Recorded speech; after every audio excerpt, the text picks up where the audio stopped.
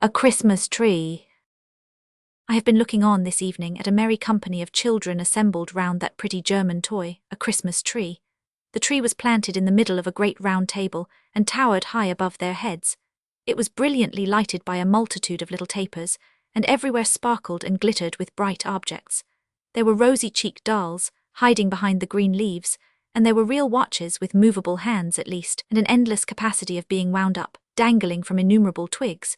There were French-polished tables, chairs, bedsteads, wardrobes, 8-day clocks, and various other articles of domestic furniture, wonderfully made in tin at Wolverhampton, perched among the boughs, as if in preparation for some fairy housekeeping. There were jolly, broad-faced little men, much more agreeable in appearance than many real men, and no wonder, for their heads took off, and showed them to be full of sugar plums. There were fiddles and drums. There were tambourines, books, work-boxes, paint boxes, sweetmeat boxes, peep-show boxes, and all kinds of boxes. There were trinkets for the elder girls, far brighter than any grown-up gold and jewels. There were baskets and pincushions in all devices. There were guns, swords, and banners. There were witches standing in enchanted rings of pasteboard to tell fortunes. There were teetotums, humming tops, needle cases, pen wipers, smelling bottles, conversation cards, bouquet holders, real fruit made artificially dazzling with gold leaf, imitation apples, pears, and walnuts crammed with surprises. In short, as a pretty child before me delightedly whispered to another pretty child, her bosom friend, there was everything and more. This motley collection of odd objects, clustering on the tree like magic fruit, and flashing back the bright looks directed towards it from every side, some of the diamond eyes admiring it were hardly on a level with the table, and a few were languishing in timid wonder on the bosoms of pretty mothers, aunts, and nurses, made a lively realization of the fancies of childhood, and set me thinking how all the trees that grow and all the things that come into existence on the earth have their wild adornments at that well-remembered time. Being now at home again, and alone the only person in the house awake, my thoughts are drawn back, by a fascination which I do not care to resist, to my own childhood. I begin to consider, what do we all remember best upon the branches of the Christmas tree of our own young Christmas days, by which we climbed to real life? Straight in the middle of the room, cramped in the freedom of its growth by no encircling walls or soon-reached ceiling, a shadowy tree arises, and looking up into the dreamy brightness of its top, for I observe in this tree the singular property that it appears to grow downward towards the earth, I look into my youngest Christmas recollections. All toys at first, I find. Up yonder among the green holly and red berries is the tumbler with his hands in his pockets, who wouldn't lie down, but whenever he was put upon the floor, persisted in rolling his fat body about, until he rolled himself still, and brought those lobster eyes of his to bear upon me, when I affected to laugh very much, but in my heart of hearts was extremely doubtful of him. Close beside him is that infernal snuff-box, out of which there sprang a demoniacal counsellor in a black gown, with an obnoxious head of hair, and a red cloth mouth wide open, who was not to be endured on any terms, but could not be put away either. For he used suddenly, in a highly magnified state, to fly out of mammoth snuff-boxes in dreams when least expected. Nor is the frog with cobbler's wax on his tail far off, for there was no knowing where he wouldn't jump, and when he flew over the candle, and came upon one's hand with that spotted back, red on a green ground, he was horrible. The cardboard lady in a blue silk skirt, who was stood up against the candlestick to dance, and whom I see on the same branch, was milder and was beautiful. But I can't say as much for the larger cardboard man, who used to be hung against the wall and pulled by a string. There was a sinister expression in that nose of his, and when he got his legs round his neck, which he very often did, he was ghastly, and not a creature to be alone with. When did that dreadful mask first look at me? Who put it on, and why was I so frightened that the sight of it is an error in my life? It is not a hideous visage in itself. It is even meant to be droll. Why then were its stolid features so intolerable? Surely not because it hid the wearer's face.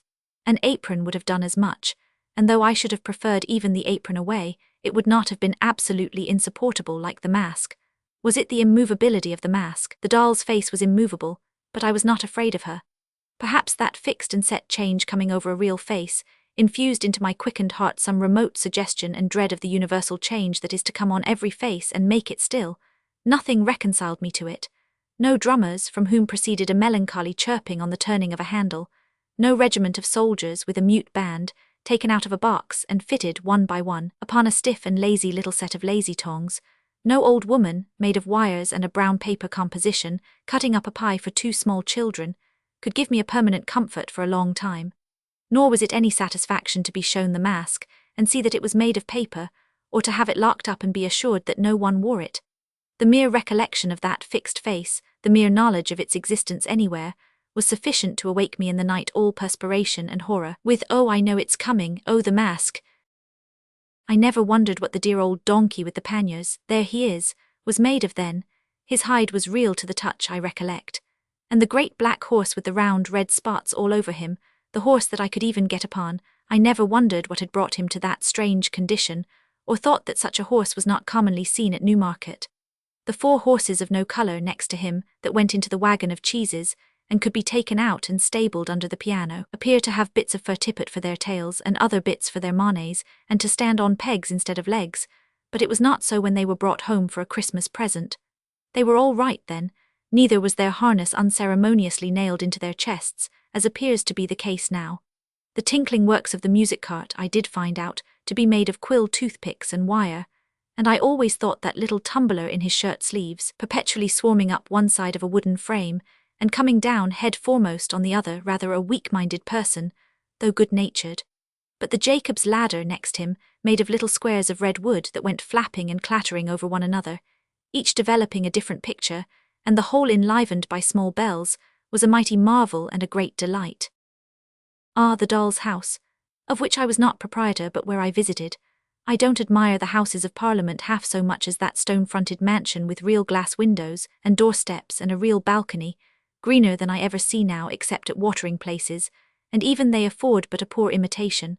And though it did open all at once the entire house front, which was a blow, I admit, as cancelling the fiction of a staircase, it was but to shut it up again, and I could believe, even open, there were 3 distinct rooms in it.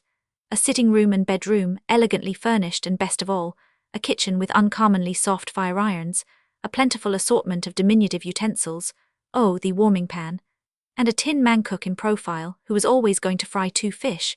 What Barmecide justice have I done to the noble feasts wherein the set of wooden platters figured, each with its own peculiar delicacy, as a ham or turkey glued tight onto it, and garnished with something green which I recollect as moss? Could all the temperance societies of these later days united give me such a tea drinking as I have had through the means of yonder little set of blue crockery, which really would hold liquid? It ran out of the small wooden cask, I recollect, and tasted of matches, and which made tea nectar. And if the 2 legs of the ineffectual little sugar tongs did tumble over one another, and want purpose like Punch's hands, what does it matter? And if I did once shriek out as a poisoned child, and strike the fashionable company with consternation, by reason of having drunk a little teaspoon, inadvertently dissolved in too hot tea, I was never the worse for it, except by a powder. Upon the next branches of the tree, lower down, hard by the green roller and miniature gardening tools, how thick the books begin to hang. Thin books in themselves at first, but many of them, and with deliciously smooth covers of bright red or green. What fat black letters to begin with! I was an archer and shot at a frog. Of course he was. He was an apple pie also, and there he is. He was a good many things in his time, was A, and so were most of his friends except X, who had so little versatility, that I never knew him to get beyond Xerxes or Xantip, like Y, who was always confined to a yacht or a yew tree, and Z condemned for ever to be a zebra or a zany. But now the very tree itself changes and becomes a beanstalk, the marvellous beanstalk up which Jack climbed to the giant's house. And now those dreadfully interesting, double-headed giants with their clubs over their shoulders begin to stride along the boughs in a perfect throng, dragging knights and ladies home for dinner by the hair of their heads. And Jack, how noble with his sword of sharpness and his shoes of swiftness. Again those old meditations come upon me as I gaze up at him, and I debate within myself whether there was more than one Jack, which I am loath to believe possible, or only one genuine, original, admirable Jack, who achieved all the recorded exploits.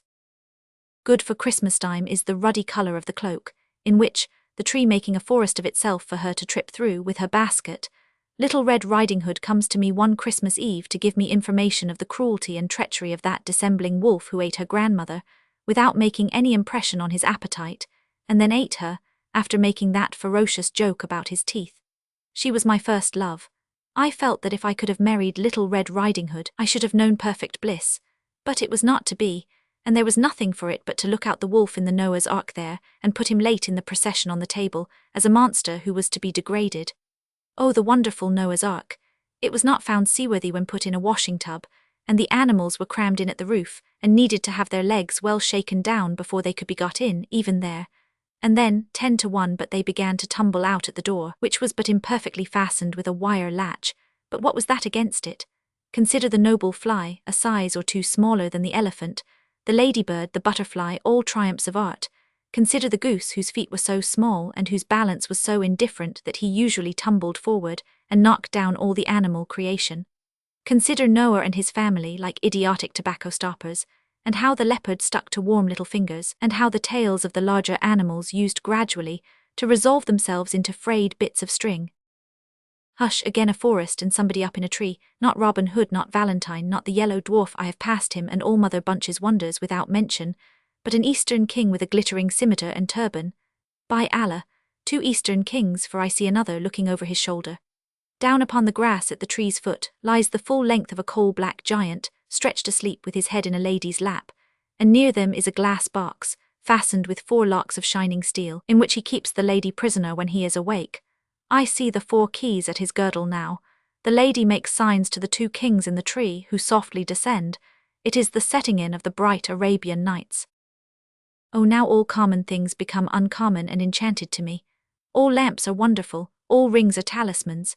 Common flower pots are full of treasure with a little earth scattered on the top. Trees are for Ali Baba to hide in. Beefsteaks are to throw down into the valley of diamonds that the precious stones may stick to them and be carried by the eagles to their nests, whence the traders with loud cries will scare them. Tarts are made, according to the recipe of the vizier's son of Bassora, who turned pastry-cook after he was set down in his drawers at the gate of Damascus. Cobblers are all Mustafas, and in the habit of sewing up people cut into 4 pieces, to whom they are taken blindfold. Any iron ring let into stone is the entrance to a cave which only waits for the magician, and the little fire and the necromancy, that will make the earth shake. All the dates imported come from the same tree as that unlucky date, with whose shell the merchant knocked out the eye of the genie's invisible son. All olives are of the stock of that fresh fruit, concerning which the commander of the faithful overheard the boy conduct the fictitious trial of the fraudulent olive merchant. All apples are akin to the apple purchased, with 2 others from the sultan's gardener for 3 sequins, and which the tall black slave stole from the child. All dogs are associated with the dog, really a transformed man, who jumped upon the baker's counter and put his paw on the piece of bad money. All rice recalls the rice which the awful lady who was a ghoul could only peck by grains, because of her nightly feasts in the burial place. My very rocking horse, there he is, with his nostrils turned completely inside out, indicative of blood, should have a peg in his neck by virtue thereof to fly away with me, as the wooden horse did with the Prince of Persia, in the sight of all his father's court. Yes, on every object that I recognize among those upper branches of my Christmas tree, I see this fairy light. When I wake in bed at daybreak on the cold, dark winter mornings, the white snow dimly beheld, outside through the frost on the window-pane I hear Dinarzade. Sister, sister, if you are yet awake, I pray you finish the history of the young king of the Black Islands. Scheherazade replies, if my lord the Sultan will suffer me to live another day, sister, I will not only finish that, but tell you a more wonderful story yet. Then, the gracious Sultan goes out, giving no orders for the execution, and we all 3 breathe again. At this height of my tree I begin to see, cowering among the leaves, it may be born of turkey or of pudding or mince pie or of these many fancies, jumbled with Robinson Crusoe on his desert island, Philip Quarlell among the monkeys, Sandford and Merton with Mr. Barlow, Mother Bunch and the mask, or it may be the result of indigestion, assisted by imagination and overdoctoring, a prodigious nightmare. It is so exceedingly indistinct that I don't know why it's frightful, but I know it is. I can only make out that it is an immense array of shapeless things, which appear to be planted on a vast exaggeration of the lazy tongs that used to bear the toy soldiers, and to be slowly coming close to my eyes, and receding to an immeasurable distance. When it comes closest, it is worse.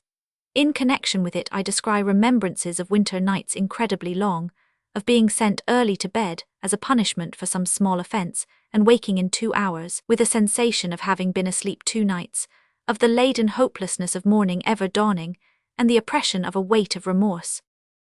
And now I see a wonderful row of little lights rise smoothly out of the ground, before a vast green curtain.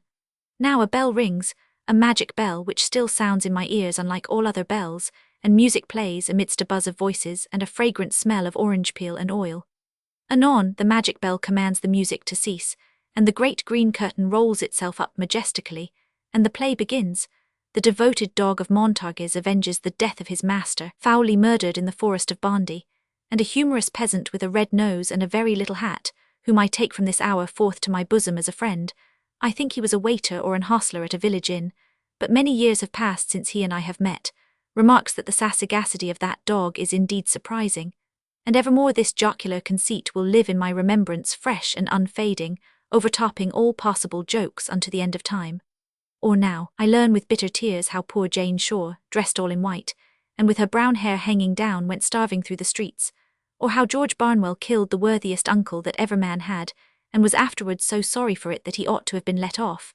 Comes swift to comfort me the pantomime, stupendous phenomenon, when clowns are shot from loaded mortars into the great chandelier bright constellation that it is, when harlequins, covered all over with scales of pure gold, twist and sparkle like amazing fish, when Pantaloon, whom I deem it no irreverence to compare in my own mind to my grandfather, puts red-hot pokers in his pocket and cries, "Here, somebody coming," or taxes the clown with petty larceny by saying, "Now I sawed you do it," when everything is capable with the greatest ease of being changed into anything, and nothing is but thinking makes it so.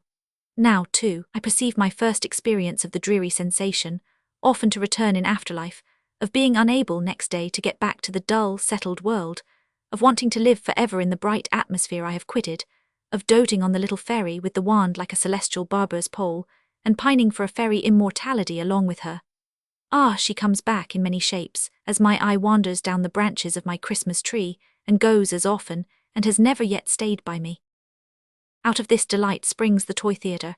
There it is with its familiar proscenium and ladies in feathers in the boxes, and all its attendant occupation with paste and glue and gum and water-colours in the getting up of the miller and his men, and Elizabeth or the exile of Siberia.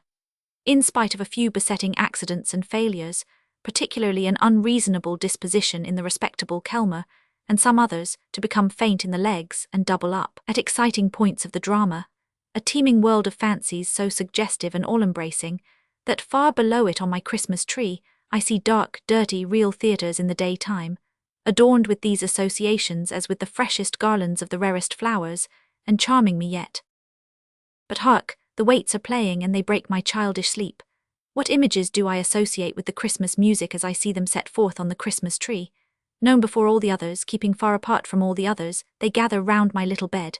An angel speaking to a group of shepherds in a field, some travellers with eyes uplifted following a star, a baby in a manger, a child in a spacious temple talking with grave men, a solemn figure with a mild and beautiful face raising a dead girl by the hand, again near a city gate calling back the son of a widow on his bier to life, a crowd of people looking through the opened roof of a chamber where he sits, and letting down a sick person on a bed with ropes, the same in a tempest walking on the water to a ship, again on a seashore teaching a great multitude, again with a child upon his knee and other children round, again restoring sight to the blind, speech to the dumb, hearing to the deaf, health to the sick, strength to the lame, knowledge to the ignorant, again dying upon a cross watched by armed soldiers, a thick darkness coming on, the earth beginning to shake, and only one voice heard, "Forgive them, for they know not what they do." Still on the lower and maturer branches of the tree, Christmas associations cluster thick. Schoolbooks shut up, Ovid and Virgil silenced, the Rule of Three with its cool impertinent inquiries long disposed of, Terence and Plautus acted no more, in an arena of huddled desks and forms all chipped and notched and inked, cricket bats, stumps and balls left higher up with the smell of trodden grass and the softened noise of shouts in the evening air. The tree is still fresh, still gay. If I no more come home at Christmas time, there will be boys and girls, thank heaven. While the world lasts, and they do, yonder they dance and play upon the branches of my tree, God bless them merrily, and my heart dances and plays too. And I do come home at Christmas. We all do, or we all should. We all come home or ought to come home for a short holiday, the longer the better, from the great boarding school where we are forever working at our arithmetical slates to take and give a rest. As to going a-visiting, where can we not go if we will? Where have we not been when we would, starting our fancy from our Christmas tree? Away into the winter prospect. There are many such upon the tree. On by low-lying misty grounds, through fens and fogs, up long hills, winding dark as caverns between thick plantations, almost shutting out the sparkling stars, so out on broad heights until we stop at last with sudden silence at an avenue. The gate bell has a deep, half-awful sound in the frosty air. The gate swings open on its hinges, and as we drive up to a great house, the glancing lights grow larger in the windows, and the opposing rows of trees seem to fall solemnly back on either side to give us place. At intervals all day, a frightened hare has shot across this whitened turf, or the distant clatter of a herd of deer trampling the hard frost has, for the minute, crushed the silence too. Their watchful eyes beneath the fern may be shining now if we could see them like the icy dewdrops on the leaves, but they are still and all is still. And so, the lights growing larger and the trees falling back before us and closing up again behind us, as if to forbid retreat, we come to the house. There is probably a smell of roasted chestnuts and other good comfortable things all the time, for we are telling winter stories, ghost stories or more shame for us, round the Christmas fire, and we have never stirred except to draw a little nearer to it. But no matter for that. We came to the house, and it is an old house, full of great chimneys where wood is burnt on ancient dogs upon the hearth, and grim portraits, some of them with grim legends, too, lower distrustfully from the oaken panels of the walls. We are a middle-aged nobleman, and we make a generous supper with our host and hostess and their guests, it being Christmas time, and the old house full of company, and then we go to bed. Our room is a very old room. It is hung with tapestry. We don't like the portrait of a cavalier in green over the fireplace. There are great black beams in the ceiling, and there is a great black bedstead, supported at the foot by two great black figures, who seem to have come off a couple of tombs in the old baronial church in the park, for our particular accommodation. But we are not a superstitious nobleman, and we don't mind. Well, we dismiss our servant, lock the door, and sit before the fire in our dressing gown, musing about a great many things. At length we go to bed. Well, we can't sleep. We toss and tumble and can't sleep. The embers on the hearth burn fitfully and make the room look ghostly. We can't help peeping out over the counterpane at the two black figures and the cavalier, that wicked-looking cavalier in green. In the flickering light they seem to advance and retire, which, though we are not by any means a superstitious nobleman, is not agreeable. Well, we get nervous, more and more nervous. We say this is very foolish, but we can't stand this. We'll pretend to be ill and knock up somebody.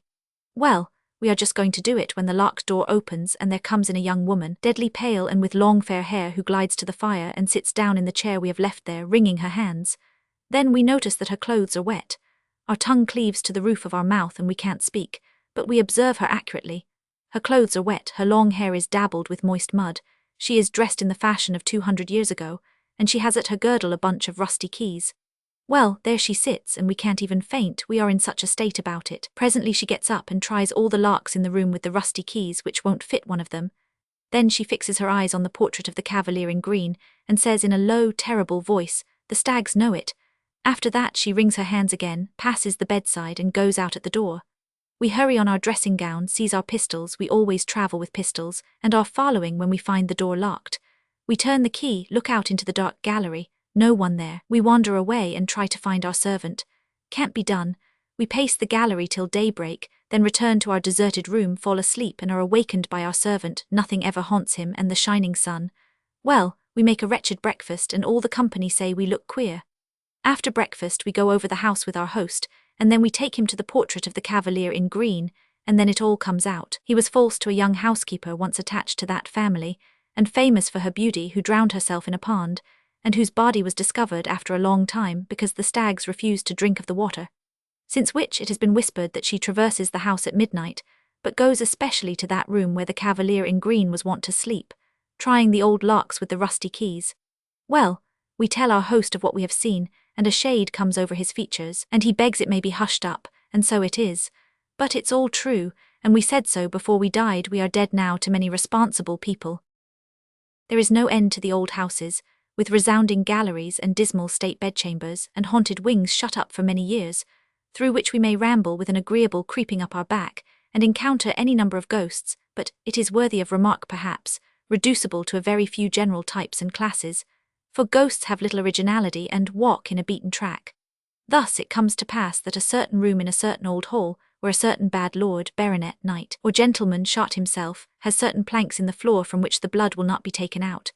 You may scrape and scrape, as the present owner has done, or plane and plane as his father did, or scrub and scrub as his grandfather did, or burn and burn with strong acids as his great-grandfather did, but there the blood will still be, no redder and no paler, no more and no less, always just the same. Thus, in such another house there is a haunted door that never will keep open, or another door that never will keep shut, or a haunted sound of a spinning wheel, or a hammer, or a footstep, or a cry, or a sigh, or a horse's tramp, or the rattling of a chain. Or else there is a turret clock which at the midnight hour strikes 13 when the head of the family is going to die, or a shadowy, immovable black carriage which at such a time is always seen by somebody, waiting near the great gates in the stable-yard. Or thus, it came to pass how Lady Mary went to pay a visit at a large wild house in the Scottish Highlands, and being fatigued with her long journey, retired to bed early, and innocently said next morning at the breakfast table, "How odd to have so late a party last night in this remote place, and not to tell me of it before I went to bed." Then, everyone asked Lady Mary what she meant. Then Lady Mary replied, "Why, all night long the carriages were driving round and round the terrace, underneath my window." Then the owner of the house turned pale, and so did his lady, and Charles Macdoodle of Macdoodle signed to Lady Mary to say no more, and everyone was silent. After breakfast, Charles Macdoodle told Lady Mary that it was a tradition in the family that those rumbling carriages on the terrace betokened death.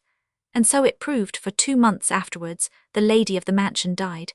And Lady Mary, who was a maid of honour at court, often told this story to the old Queen Charlotte, by this token that the old king always said, what, ghosts, ghosts, no such thing, and never left off saying so until he went to bed. Or a friend of somebody, whom most of us know when he was a young man at college, had a particular friend, with whom he made the compact that, if it were possible for the spirit to return to this earth after its separation from the body, he of the twain who first died should reappear to the other. In course of time, this compact was forgotten by our friend, the 2 young men having progressed in life, and taken diverging paths that were wide asunder. But one night many years afterwards, our friend being in the north of England and staying for the night in an inn on the Yorkshire moors, happened to look out of bed, and there in the moonlight, leaning on a bureau near the window, steadfastly regarding him, saw his old college friend. The appearance being solemnly addressed, replied in a kind of whisper, but very audibly, "Do not come near me. I am dead. I am here to redeem my promise. I come from another world, but may not disclose its secrets." Then, the whole form becoming paler, melted, as it were, into the moonlight, and faded away. Or there was the daughter of the first occupier of the picturesque Elizabethan house, so famous in our neighbourhood. You have heard about her? No. Why, she went out one summer evening at twilight when she was a beautiful girl just 17 years of age to gather flowers in the garden, and presently came running, terrified, into the hall to her father, saying, "Oh, dear father, I have met myself." He took her in his arms and told her it was fancy, but she said, "Oh no, I met myself in the broad walk, and I was pale and gathering withered flowers, and I turned my head and held them up." And that night she died, and a picture of her story was begun, though never finished, and they say it is somewhere in the house to this day, with its face to the wall. Or the uncle of my brother's wife was riding home on horseback, one mellow evening at sunset, when in a green lane close to his own house he saw a man standing before him in the very centre of a narrow way. "Why does that man in the cloak stand there?" he thought. "Does he want me to ride over him?" But the figure never moved. He felt a strange sensation at seeing it so still, but slackened his trot and rode forward. When he was so close to it as almost to touch it with his stirrup, his horse shied, and the figure glided up the bank, in a curious, unearthly manner, backward, and without seeming to use its feet, and was gone. The uncle of my brother's wife, exclaiming, "Good heaven, it's my cousin Harry from Bombay," put spurs to his horse, which was suddenly in a profuse sweat, and wondering at such strange behaviour, dashed round to the front of his house. There he saw the same figure, just passing in at the long French window of the drawing-room, opening on the ground. He threw his bridle to a servant and hastened in after it. His sister was sitting there alone. "Alice, where's my cousin Harry?" "Your cousin Harry, John?" "Yes, from Bombay. I met him in the lane just now and saw him enter here this instant." Not a creature had been seen by anyone, and in that hour and minute, as it afterwards appeared, this cousin died in India. Or it was a certain sensible old maiden lady, who died at 99 and retained her faculties to the last, who really did see the orphan boy. A story which has often been incorrectly told, but of which the real truth is this, because it is, in fact, a story belonging to our family, and she was a connection of our family. When she was about 40 years of age and still an uncommonly fine woman, her lover died young, which was the reason why she never married, though she had many offers. She went to stay at a place in Kent which her brother, an Indian merchant, had newly bought. There was a story that this place had once been held in trust by the guardian of a young boy, who was himself the next heir and who killed the young boy by harsh and cruel treatment. She knew nothing of that. It has been said that there was a cage in her bedroom in which the guardian used to put the boy. There was no such thing. There was only a closet. She went to bed, made no alarm whatever in the night, and in the morning said composedly to her maid when she came in, "Who is the pretty forlorn-looking child who has been peeping out of that closet all night?" The maid replied by giving a loud scream and instantly decamping. She was surprised, but she was a woman of remarkable strength of mind, and she dressed herself and went downstairs and closeted herself with her brother. "Now, Walter," she said, "I have been disturbed all night by a pretty, forlorn-looking boy who has been constantly peeping out of that closet in my room which I can't open. This is some trick." "I am afraid not, Charlotte," said he, "for it is the legend of the house. It is the orphan boy. What did he do?" "He opened the door softly," said she, "and peeped out. Sometimes he came a step or two into the room. Then I called to him to encourage him, and he shrunk and shuddered and crept in again and shut the door." "The closet has no communication, Charlotte," said her brother, "with any other part of the house, and it's nailed up." This was undeniably true, and it took 2 carpenters a whole forenoon to get it open for examination. Then she was satisfied that she had seen the orphan boy. But the wild and terrible part of the story is that he was also seen by 3 of her brother's sons in succession, who all died young. On the occasion of each child being taken ill, he came home in a heat 12 hours before and said, "Oh, Mama," he had been playing under a particular oak tree in a certain meadow with a strange boy, a pretty, forlorn-looking boy who was very timid and made signs. From fatal experience, the parents came to know that this was the orphan boy, and that the course of that child whom he chose for his little playmate was surely run. Legion is the name of the German castles, where we sit up alone to wait for the spectre, where we are shown into a room, made comparatively cheerful for our reception, where we glance round at the shadows, thrown on the blank walls by the crackling fire, where we feel very lonely when the village innkeeper and his pretty daughter have retired, after laying down a fresh store of wood upon the hearth, and setting forth on the small table such supper cheer as a cold roast capon, bread, grapes, and a flask of old Rhine wine, where the reverberating doors close on their retreat, one after another like so many peals of sullen thunder, and where about the small hours of the night we come into the knowledge of divers supernatural mysteries. Legion is the name of the haunted German students, in whose society we draw yet nearer to the fire, while the schoolboy in the corner opens his eyes wide and round, and flies off the footstool he has chosen for his seat, when the door accidentally blows open. Vast is the crop of such fruit, shining on our Christmas tree, in blossom almost at the very top, ripening all down the boughs. Among the later toys and fancies hanging there, as idle often and less pure, be the images once associated with the sweet old waits, the softened music in the night ever unalterable. Encircled by the social thoughts of Christmas time, still let the benignant figure of my childhood stand unchanged. In every cheerful image and suggestion that the season brings, may the bright star that rested above the poor roof be the star of all the Christian world. A moment's pause, O vanishing tree, of which the lower boughs are dark to me as yet, and let me look once more. I know there are blank spaces on thy branches, where eyes that I have loved have shone and smiled, from which they are departed. But far above I see the razor of the dead girl and the widow's son, and God is good. If age be hiding for me in the unseen portion of thy downward growth, O may I with a grey head turn a child's heart to that figure yet, and a child's trustfulness and confidence. Now the tree is decorated with bright merriment, and song and dance and cheerfulness, and they are welcome. Innocent and welcome be they ever held beneath the branches of the Christmas tree, which cast no gloomy shadow. But as it sinks into the ground I hear a whisper going through the leaves. This in commemoration of the law of love and kindness, mercy and compassion. This in remembrance of me. What Christmas is as we grow older. Time was with most of us, when Christmas Day encircling all our limited world like a magic ring, left nothing out for us to miss or seek. Bound together all our home enjoyments, affections and hopes, grouped everything and everyone around the Christmas fire, and made the little picture shining in our bright young eyes complete. Time came perhaps all so soon when our thoughts overleaped that narrow boundary, when there was someone very dear, we thought then, very beautiful and absolutely perfect, wanting to the fullness of our happiness, when we were wanting too, or we thought so, which did just as well at the Christmas hearth by which that someone sat, and when we intertwined with every wreath and garland of our life that someone's name. That was the time for the bright visionary Christmases, which have long arisen from us to show faintly, after summer rain, in the palest edges of the rainbow. That was the time for the beatified enjoyment of the things that were to be, and never were, and yet the things that were so real in our resolute hope that it would be hard to say now what realities achieved since have been stronger.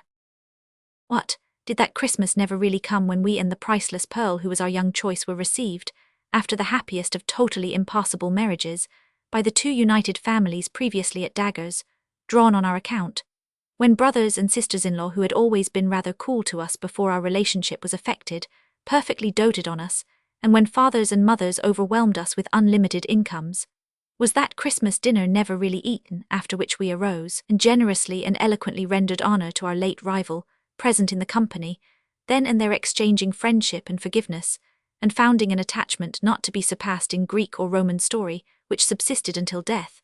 Has that same rival long ceased to care for that same priceless pearl, and married for money and become usurious?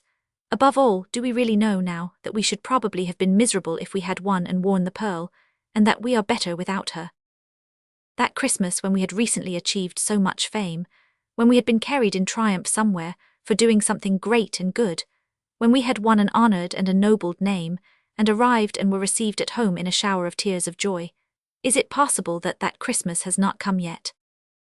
And is our life here at the best so constituted that, pausing as we advance at such a noticeable milestone in the track as this great birthday, we look back on the things that never were, as naturally and full as gravely as on the things that have been and are gone, or have been and still are? If it be so, and so it seems to be, must we come to the conclusion that life is little better than a dream, and little worth the loves and strivings that we crowd into it? No, far be such miscalled philosophy from us, dear reader, on Christmas Day. Nearer and closer to our hearts be the Christmas spirit, which is the spirit of active usefulness, perseverance, cheerful discharge of duty, kindness and forbearance. It is in the last virtues especially that we are, or should be, strengthened by the unaccomplished visions of our youth, for who shall say that they are not our teachers to deal gently even with the impalpable nothings of the earth? Therefore, as we grow older, let us be more thankful that the circle of our Christmas associations and of the lessons that they bring expands. Let us welcome every one of them and summon them to take their places by the Christmas hearth. Welcome, old aspirations, glittering creatures of an ardent fancy, to your shelter underneath the holly. We know you and have not outlived you yet. Welcome, old projects and old loves, however fleeting, to your nooks among the steadier lights that burn around us. Welcome, all that was ever real to our hearts, and for the earnestness that made you real, thanks to heaven, do we build no Christmas castles in the clouds now. Let our thoughts, fluttering like butterflies among these flowers of children, bear witness, before this boy there stretches out a future, brighter than we ever looked on in our old romantic time, but bright with honour and with truth. Around this little head on which the sunny curls lie heaped, the graces sport as prettily, as airily as when there was no scythe within the reach of time to shear away the curls of our first love. Upon another girl's face near it, placider but smiling bright, a quiet and contented little face, we see home fairly written. Shining from the word, as rays shine from a star, we see how, when our graves are old, other hopes than ours are young, other hearts than ours are moved, how other ways are smoothed, how other happiness blooms, ripens and decays, no, not decays, for other homes and other bands of children, not yet in being nor for ages yet to be, arise and bloom and ripen to the end of all. Welcome everything, welcome alike what has been, and what never was and what we hope may be, to your shelter underneath the holly, to your places round the Christmas fire, where what is sits open-hearted. In yonder shadow do we see obtruding furtively upon the blaze an enemy's face. By Christmas Day we do forgive him. If the injury he has done us may admit of such companionship, let him come here and take his place. If otherwise, unhappily, let him go hence, assured that we will never injure nor accuse him. On this day we shut out nothing. Pause, says a low voice, nothing, think. On Christmas Day we will shut out from our fireside nothing. Not the shadow of a vast city where the withered leaves are lying deep. The voice replies, not the shadow that darkens the whole globe, not the shadow of the city of the dead. Not even that. Of all days in the year we will turn our faces towards that city upon Christmas Day, and from its silent hosts bring those we loved among us. City of the dead, in the blessed name wherein we are gathered together at this time, and in the presence that is here among us according to the promise, we will receive and not dismiss thy people who are dear to us. Yes, we can look upon these children angels that alight so solemnly, so beautifully among the living children by the fire, and can bear to think how they departed from us. Entertaining angels unawares, as the patriarchs did, the playful children are unconscious of their guests, but we can see them, can see a radiant arm around one favourite neck, as if there were a tempting of that child away. Among the celestial figures there is one, a poor misshapen boy on earth of a glorious beauty now, of whom his dying mother said it grieved her much to leave him here alone, for so many years as it was likely would elapse before he came to her, being such a little child. But he went quickly, and was laid upon her breast, and in her hand she leads him. There was a gallant boy who fell far away upon a burning sand beneath a burning sun, and said, Tell them at home with my last love how much I could have wished to kiss them once, but that I died contented and had done my duty. Or there was another over whom they read the words, therefore we commit his body to the deep, and so consigned him to the lonely ocean and sailed on. Or there was another who lay down to his rest in the dark shadow of great forests, and on earth awoke no more. Oh, shall they not from sand and sea and forest be brought home at such a time? There was a dear girl, almost a woman never to be won, who made a morning Christmas in a house of joy and went her trackless way to the silent city. Do we recollect her worn out, faintly whispering what could not be heard and falling into that last sleep for weariness? Oh, look upon her now. Oh, look upon her beauty, her serenity, her changeless youth, her happiness. The daughter of Jairus was recalled to life to die, but she more blessed has heard the same voice saying unto her, arise for ever. We had a friend who was our friend from early days, with whom we often pictured the changes that were to come upon our lives, and merrily imagined how we would speak and walk and think and talk when we came to be old. His destined habitation in the city of the dead received him in his prime. Shall he be shut out from our Christmas remembrance? Would his love have so excluded us? Lost friend, lost child, lost parent, sister, brother, husband, wife, we will not so discard you. You shall hold your cherished places in our Christmas hearts, and by our Christmas fires, and in the season of immortal hope, and on the birthday of immortal mercy, we will shut out nothing. The winter sun goes down over town and village. On the sea it makes a rosy path, as if the sacred tread were fresh upon the water. A few more moments and it sinks and night comes on and lights begin to sparkle in the prospect. On the hillside beyond the shapelessly diffused town, and in the quiet keeping of the trees that gird the village steeple, remembrances are cut in stone, planted in common flowers, growing in grass, and twined with lowly brambles around many a mound of earth. In town and village, there are doors and windows closed against the weather, there are flaming logs heaped high, there are joyful faces, there is healthy music of voices. Be all ungentleness and harm excluded from the temples of the household gods, but be those remembrances admitted with tender encouragement. They are of the time and all its comforting and peaceful reassurances, and of the history that reunited even upon earth the living and the dead, and of the broad beneficence and goodness that too many men have tried to tear to narrow shreds. The poor relation's story. He was very reluctant to take precedence of so many respected members of the family, by beginning the round of stories they were to relate as they sat in a goodly circle by the Christmas fire, and he modestly suggested that it would be more correct if John, our esteemed host, whose health he begged to drink, would have the kindness to begin. For as to himself, he said, he was so little used to lead the way that really, but as they all cried out here, that he must begin, and agreed with one voice that he might, could, would, and should begin, he left off rubbing his hands, and took his legs out from under his armchair and did begin. I have no doubt, said the poor relation, that I shall surprise the assembled members of our family, and particularly John, our esteemed host, to whom we are so much indebted for the great hospitality with which he has this day entertained us, by the confession I am going to make. But, if you do me the honour to be surprised at anything that falls from a person so unimportant in the family as I am, I can only say that I shall be scrupulously accurate in all I relate. I am not what I am supposed to be. I am quite another thing. Perhaps before I go further I had better glance at what I am supposed to be. It is supposed, unless I mistake, the assembled members of our family will correct me if I do, which is very likely, here the poor relation looked mildly about him for contradiction, that I am nobody's enemy but my own, that I never met with any particular success in anything, that I failed in business because I was unbusinesslike and credulous, in not being prepared for the interested designs of my partner, that I failed in love because I was ridiculously trustful, in thinking it impossible that Christiana could deceive me, that I failed in my expectations from my Uncle Chill, on account of not being as sharp as he could have wished in worldly matters, that through life I have been rather put upon and disappointed in a general way, that I am at present a bachelor of between 59 and 60 years of age, living on a limited income in the form of a quarterly allowance, to which I see that John, our esteemed host, wishes me to make no further allusion. The supposition as to my present pursuits and habits is to the following effect. I live in a lodging in the Clapham Road, a very clean back room in a very respectable house, where I am expected not to be at home in the daytime unless poorly, and which I usually leave in the morning at 9 o'clock on pretence of going to business. I take my breakfast, my roll and butter and my half-pint of coffee, at the old established coffee shop near Westminster Bridge, and then I go into the city, I don't know why, and sit in Garraway's coffee house and on 'Change and walk about and look into a few offices and counting houses where some of my relations or acquaintance are so good as to tolerate me, and where I stand by the fire if the weather happens to be cold.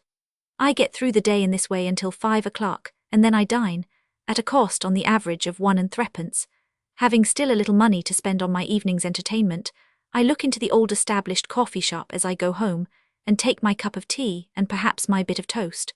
So, as the large hand of the clock makes its way round to the morning hour again, I make my way round to the Clapham Road again, and go to bed when I get to my lodging, fire being expensive, and being objected to by the family on account of its giving trouble and making a dirt. Sometimes one of my relations or acquaintances is so obliging as to ask me to dinner. Those are holiday occasions, and then I generally walk in the park. I am a solitary man and seldom walk with anybody, not that I am avoided because I am shabby, for I am not at all shabby, having always a very good suit of black on, or rather Oxford mixture, which has the appearance of black and wears much better. But I have got into a habit of speaking low, and being rather silent, and my spirits are not high, and I am sensible that I am not an attractive companion. The only exception to this general rule is the child of my first cousin, little Frank. I have a particular affection for that child, and he takes very kindly to me. He is a diffident boy by nature, and in a crowd he is soon run over, as I may say, and forgotten. He and I, however, get on exceedingly well. I have a fancy that the poor child will in time succeed to my peculiar position in the family. We talk but little, still we understand each other. We walk about hand in hand, and without much speaking he knows what I mean, and I know what he means. When he was very little indeed, I used to take him to the windows of the toy shops, and show him the toys inside. It is surprising how soon he found out that I would have made him a great many presents if I had been in circumstances to do it. Little Frank and I go and look at the outside of the monument. He is very fond of the monument, and at the bridges and at all the sights that are free. On 2 of my birthdays we have dined on Lamode beef and gone at half price to the play and been deeply interested. I was once walking with him in Lombard Street, which we often visit on account of my having mentioned to him that there are great riches there. He is very fond of Lombard Street, when a gentleman said to me as he passed by, "Sir, your little son has dropped his glove."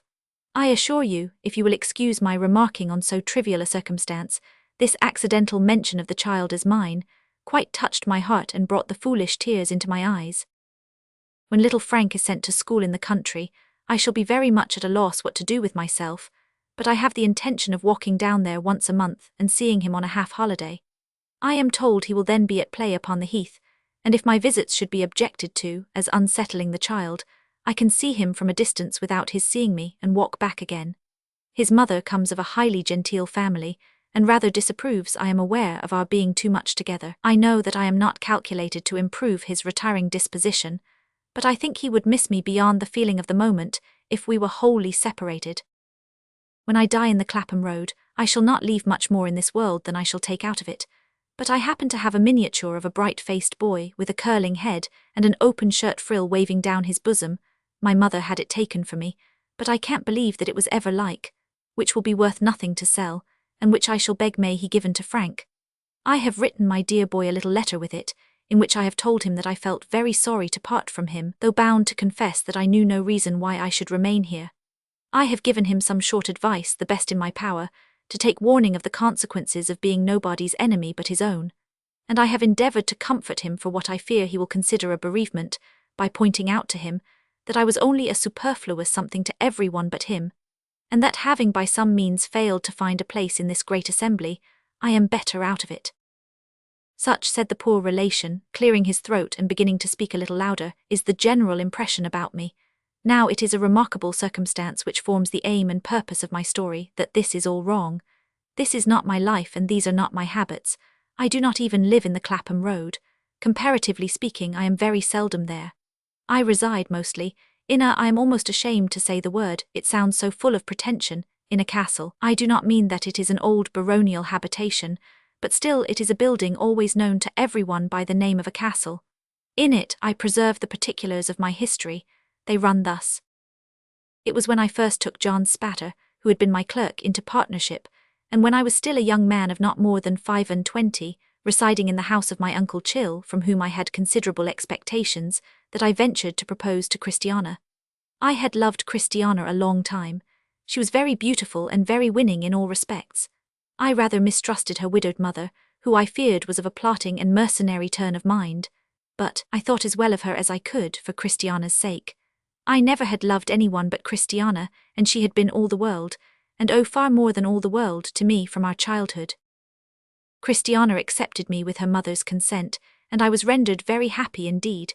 My life at my Uncle Chill's was of a spare dull kind, and my garret chamber was as dull and bare and cold as an upper prison room in some stern northern fortress. But having Christiana's love, I wanted nothing upon earth. I would not have changed my lot with any human being. Avarice was unhappily my Uncle Chill's master vice. Though he was rich, he pinched and scraped and clutched and lived miserably. As Christiana had no fortune, I was for some time a little fearful of confessing our engagement to him, but at length I wrote him a letter, saying how it all truly was. I put it into his hand one night on going to bed. As I came downstairs next morning, shivering in the cold December air, colder in my uncle's unwarmed house than in the street, where the winter sun did sometimes shine, and which was at all events enlivened by cheerful faces and voices passing along, I carried a heavy heart towards the long, low breakfast-room in which my uncle sat. It was a large room with a small fire, and there was a great bay window in it which the rain had marked in the night as if with the tears of houseless people. It stared upon a raw yard, with a cracked stone pavement, and some rusted iron railings half uprooted, whence an ugly outbuilding that had once been a dissecting room, in the time of the great surgeon who had mortgaged the house to my uncle, stared at it. We rose so early always that at that time of the year we breakfasted by candlelight. When I went into the room, my uncle was so contracted by the cold, and so huddled together in his chair behind the one dim candle, that I did not see him until I was close to the table. As I held out my hand to him, he caught up his stick. Being infirm, he always walked about the house with a stick, and made a blow at me and said, "You fool." "Uncle," I returned, "I didn't expect you to be so angry as this." Nor had I expected it, though he was a hard and angry old man. "You didn't expect," said he. "When did you ever expect? When did you ever calculate or look forward, you contemptible dog?" "These are hard words, uncle." "Hard words, feathers to pelt such an idiot as you with," said he. "Here, Betsy Snap, look at him." Betsy Snap was a withered, hard-favoured, yellow old woman, our only domestic, always employed at this time of the morning in rubbing my uncle's legs. As my uncle adjured her to look at me, he put his lean grip on the crown of her head, she kneeling beside him, and turned her face towards me. An involuntary thought connecting them both with the dissecting room, as it must often have been in the surgeon's time, passed across my mind in the midst of my anxiety. "Look at the snivelling milksop," said my uncle. "Look at the baby. This is the gentleman who, people say, is nobody's enemy but his own. This is the gentleman who can't say no. This is the gentleman who was making such large profits in his business that he must needs take a partner t'other day. This is the gentleman who is going to marry a wife without a penny, and who falls into the hands of Jezebels who are speculating on my death." I knew now how great my uncle's rage was, for nothing short of his being almost beside himself would have induced him to utter that concluding word, which he held in such repugnance that it was never spoken or hinted at before him on any account. "On my death," he repeated, as if he were defying me by defying his own abhorrence of the word. "On my death, death, death, but I'll spoil the speculation. Eat your last under this roof, you feeble wretch, and may it choke you." You may suppose that I had not much appetite for the breakfast to which I was bidden in these terms, but I took my accustomed seat. I saw that I was repudiated henceforth by my uncle. Still, I could bear that very well, possessing Christiana's heart. He emptied his basin of bread and milk as usual, only that he took it on his knees with his chair turned away from the table where I sat. When he had done, he carefully snuffed out the candle, and the cold, slate-coloured, miserable day looked in upon us. "Now, Mr. Michael," said he, "before we part I should like to have a word with these ladies in your presence." "As you will, sir," I returned, "but you deceive yourself and wrong us cruelly if you suppose that there is any feeling at stake in this contract but pure, disinterested, faithful love." To this he only replied, "You lie, and not one other word." We went through half-thawed snow and half-frozen rain to the house where Christiana and her mother lived. My uncle knew them very well. They were sitting at their breakfast and were surprised to see us at that hour. "Your servant, ma'am," said my uncle to the mother. "You divine the purpose of my visit, I dare say, ma'am. I understand there is a world of pure, disinterested, faithful love cooped up here. I am happy to bring it all at once to make it complete. I bring you your son-in-law, ma'am, and you your husband, miss. The gentleman is a perfect stranger to me, but I wish him joy of his wise bargain. He snarled at me as he went out, and I never saw him again. It is altogether a mistake, continued the poor relation, to suppose that my dear Christiana, over-persuaded and influenced by her mother, married a rich man, the dirt from whose carriage wheels is often, in these changed times, thrown upon me as she rides by. No, no, she married me. The way we came to be married rather sooner than we intended was this. I took a frugal lodging and was saving and planning for her sake, when one day she spoke to me with great earnestness and said, "My dear Michael, I have given you my heart. I have said that I loved you, and I have pledged myself to be your wife. I am as much yours through all changes of good and evil as if we had been married on the day when such words passed between us. I know you well, and know that if we should be separated and our union broken off, your whole life would be shadowed, and all that might, even now, be stronger in your character for the conflict with the world would then be weakened to the shadow of what it is." "God help me, Christiana," said I, "you speak the truth." "Michael," said she, putting her hand in mine in all maidenly devotion, "let us keep apart no longer. It is but for me to say that I can live contented upon such means as you have, and I well know you are happy. I say so from my heart. Strive no more alone, let us strive together. My dear Michael, it is not right that I should keep secret from you what you do not suspect, but what distresses my whole life. My mother, without considering that what you have lost for me, and on the assurance of my faith, sets her heart on riches and urges another suit upon me to my misery. I cannot bear this, for to bear it is to be untrue to you. I would rather share your struggles than look on. I want no better home than you can give me. I know that you will aspire and labor with a higher courage if I am wholly yours, and let it be so when you will." I was blessed indeed that day, and a new world opened to me. We were married in a very little while, and I took my wife to our happy home. That was the beginning of the residence I have spoken of. The castle we have ever since inhabited together dates from that time. All our children have been born in it. Our first child, now married, was a little girl whom we called Christiana. Her son is so like little Frank that I hardly know which is which. The current impression as to my partner's dealings with me is also quite erroneous. He did not begin to treat me coldly, as a poor simpleton, when my uncle and I so fatally quarrelled, nor did he afterwards gradually possess himself of our business and edge me out. On the contrary, he behaved to me with the utmost good faith and honour. Matters between us took this turn. On the day of my separation from my uncle, and even before the arrival at our counting-house of my trunks, which he sent after me not carriage paid, I went down to our room of business on our little wharf overlooking the river, and there I told John Spatter what had happened. John did not say in reply that rich old relatives were palpable facts, and that love and sentiment were moonshine and fiction. He addressed me thus. "Michael," said John, "we were at school together, and I generally had the knack of getting on better than you, and making a higher reputation." "You had, John," I returned. "Although," said John, "I borrowed your books and lost them, borrowed your pocket money and never repaid it, got you to buy my damaged knives at a higher price than I had given for them new, and to own to the windows that I had broken." "All not worth mentioning, John Spatter," said I, "but certainly true." "When you were first established in this infant business which promises to thrive so well," pursued John, "I came to you in my search for almost any employment, and you made me your clerk." "Still not worth mentioning, my dear John Spatter," said I, "still equally true." "And finding that I had a good head for business, and that I was really useful to the business, you did not like to retain me in that capacity, and thought it an act of justice soon to make me your partner." "Still less worth mentioning than any of those other little circumstances you have recalled, John Spatter," said I, "for I was, and am, sensible of your merits and my deficiencies." "Now, my good friend," said John, drawing my arm through his as he had a habit of doing at school, while two vessels outside the windows of our counting-house, which were shaped like the stern windows of a ship, went lightly down the river with the tide, as John and I might then be sailing away in company and in trust and confidence on our voyage of life. "Let there, under these friendly circumstances, be a right understanding between us. You are too easy, Michael. You are nobody's enemy but your own, if I were to give you that damaging character among our connection, with a shrug and a shake of the head and a sigh, and if I were further to abuse the trust you place in me." "But you never will abuse it at all, John," I observed. "Never," said he. "But I am putting a case, I say, and if I were further to abuse that trust by keeping this piece of our common affairs in the dark, and this other piece in the light, and again this other piece in the twilight, and so on, I should strengthen my strength and weaken your weakness day by day.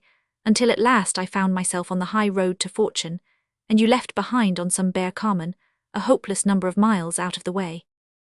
"Exactly so," said I.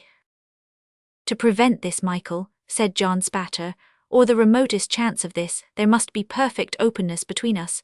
Nothing must be concealed, and we must have but one interest." "My dear John Spatter," I assured him, "that is precisely what I mean." "And when you are too easy," pursued John, his face glowing with friendship, "you must allow me to prevent that imperfection in your nature from being taken advantage of by anyone. You must not expect me to humor it." "My dear John Spatter," I interrupted, "I don't expect you to humor it, I want to correct it." "And I too," said John. "Exactly so," cried I, "we both have the same end in view, and honorably seeking it and fully trusting one another, and having but one interest, ours will be a prosperous and happy partnership." "I am sure of it," returned John Spatter, and we shook hands most affectionately. I took John home to my castle, and we had a very happy day. Our partnership throve well. My friend and partner supplied what I wanted, as I had foreseen that he would, and by improving both the business and myself, amply acknowledged any little rise in life to which I had helped him. "I am not," said the poor relation, looking at the fire as he slowly rubbed his hands, "very rich, for I never cared to be that. But I have enough, and am above all moderate wants and anxieties. My castle is not a splendid place, but it is very comfortable, and it has a warm and cheerful air, and is quite a picture of home." Our eldest girl, who is very like her mother, married John Spatter's eldest son. Our two families are closely united in other ties of attachment. It is very pleasant of an evening when we are all assembled together, which frequently happens, and when John and I talk over old times, and the one interest there has always been between us. I really do not know in my castle what loneliness is. Some of our children or grandchildren are always about it, and the young voices of my descendants are delightful, oh, how delightful, to me to hear. My dearest and most devoted wife, ever faithful, ever loving, ever helpful and sustaining and consoling, is the priceless blessing of my house, from whom all its other blessings spring. We are rather a musical family, and when Christiana sees me at any time a little weary or depressed, she steals to the piano and sings a gentle air she used to sing when we were first betrothed. So weak a man am I that I cannot bear to hear it from any other source. They played it once at the theatre when I was there with little Frank, and the child said wondering, "Cousin Michael, whose hot tears are these that have fallen on my hand?" Such is my castle, and such are the real particulars of my life therein preserved. I often take little Frank home there. He is very welcome to my grandchildren, and they play together. At this time of the year, the Christmas and New Year time, I am seldom out of my castle, for the associations of the season seem to hold me there, and the precepts of the season seem to teach me that it is well to be there. "And the castle is," observed a grave, kind voice among the company. "Yes, my castle," said the poor relation, shaking his head as he still looked at the fire, "is in the air. John, our esteemed host, suggests its situation accurately. My castle is in the air. I have done. Will you be so good as to pass the story?"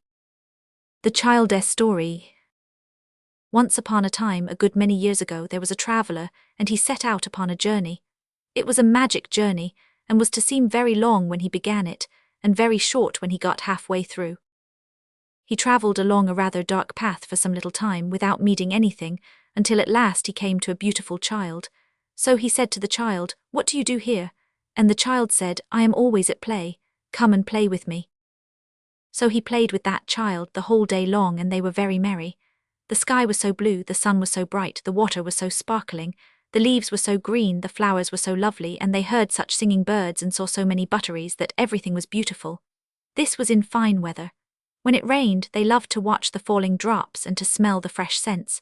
When it blew, it was delightful to listen to the wind and fancy what it said as it came rushing from its home. Where was that, they wondered?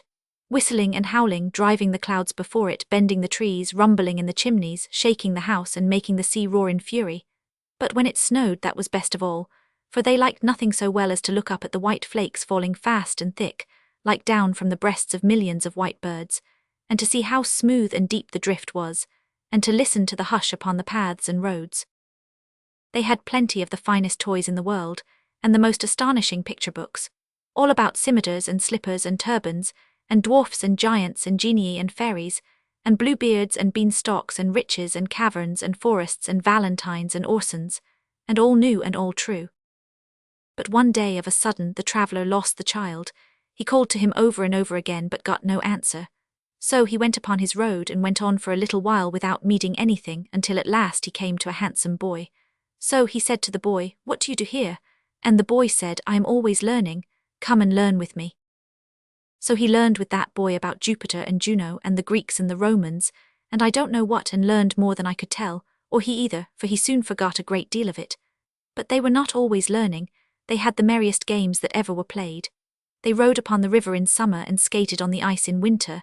They were active afoot and active on horseback, at cricket and all games at ball, at prisoners' base, hare and hounds, follow my leader, and more sports than I can think of.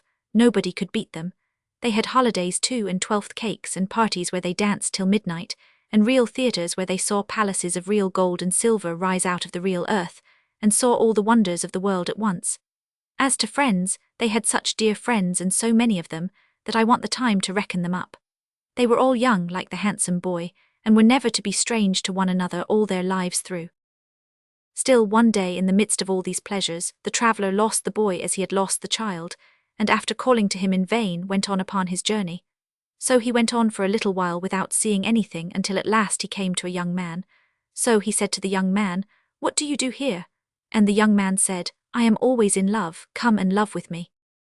So he went away with that young man, and presently they came to one of the prettiest girls that ever was seen, just like Fanny in the corner there, and she had eyes like Fanny and hair like Fanny and dimples like Fanny, and she laughed and coloured just as Fanny does while I am talking about her. So the young man fell in love directly, just as somebody I won't mention the first time he came here did with Fanny.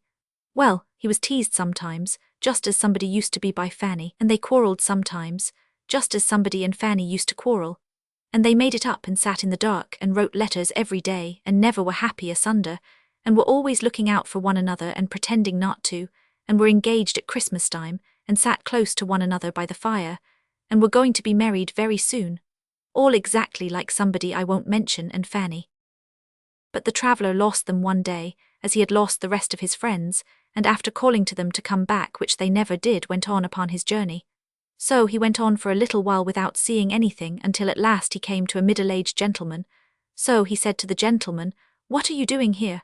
And his answer was, "I am always busy. Come and be busy with me." So he began to be very busy with that gentleman, and they went on through the wood together. The whole journey was through a wood, only it had been open and green at first like a wood in spring, and now began to be thick and dark like a wood in summer. Some of the little trees that had come out earliest were even turning brown. The gentleman was not alone, but had a lady of about the same age with him, who was his wife, and they had children who were with them too. So they all went on together through the wood, cutting down the trees, and making a path through the branches and the fallen leaves, and carrying burdens and working hard.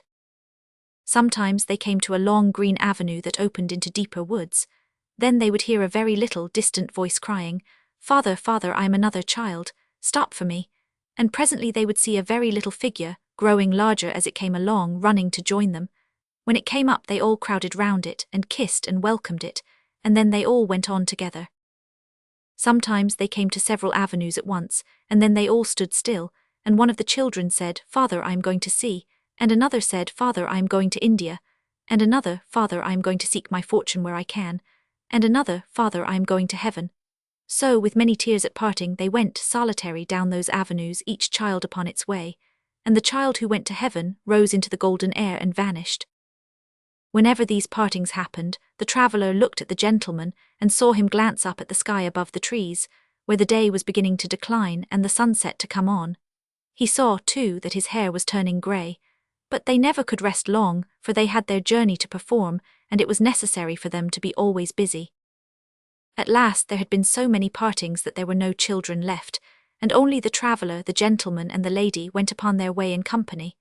And now the wood was yellow, and now brown, and the leaves, even of the forest trees, began to fall. So they came to an avenue that was darker than the rest, and were pressing forward on their journey without looking down it when the lady stopped. "My husband," said the lady, "I am cold." They listened, and they heard a voice a long way down the avenue say, "Mother, mother." It was the voice of the first child who had said, "I am going to heaven," and the father said, "I pray not yet, the sunset is very near, I pray not yet." but the voice cried, "Mother, mother," without minding him, though his hair was now quite white, and tears were on his face. Then the mother, who was already drawn into the shade of the dark avenue, and moving away with her arms still round his neck, kissed him and said, "My dearest, I am summoned and I go." And she was gone, and the traveller and he were left alone together. And they went on and on together, until they came to very near the end of the wood, so near that they could see the sunset shining red before them through the trees. Yet once more, while he broke his way among the branches, the traveller lost his friend. He called and called, but there was no reply, and when he passed out of the wood and saw the peaceful sun going down upon a wide purple prospect, he came to an old man sitting on a fallen tree. So he said to the old man, "What do you do here?" And the old man said with a calm smile, "I am always remembering. Come and remember with me."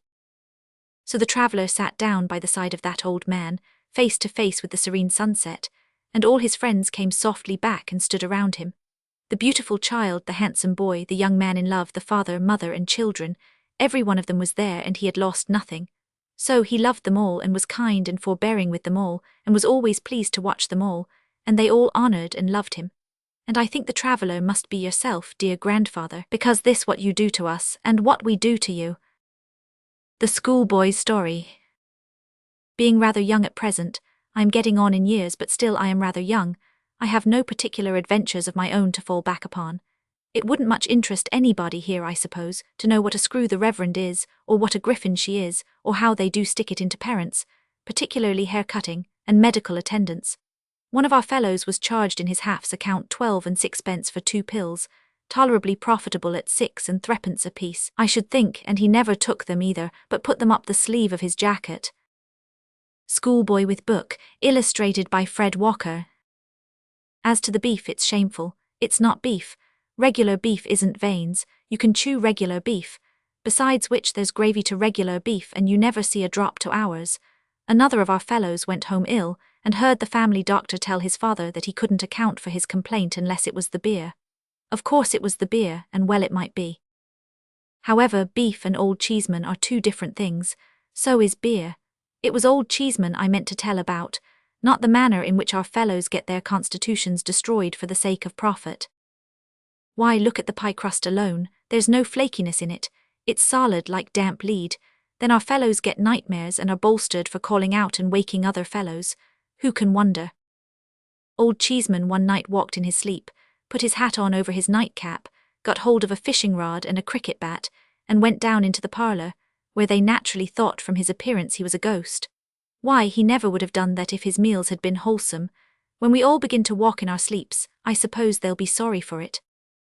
Old Cheeseman wasn't second Latin master then, he was a fellow himself. He was first brought there, very small, in a post-chaise by a woman who was always taking snuff and shaking him, and that was the most he remembered about it. He never went home for the holidays. His accounts, he never learnt any extras, were sent to a bank, and the bank paid them, and he had a brown suit twice a year and went into boots at 12. They were always too big for him, too. In the midsummer holidays, some of our fellows who lived within walking distance used to come back and climb the trees outside the playground wall, on purpose to look at Old Cheeseman reading there by himself.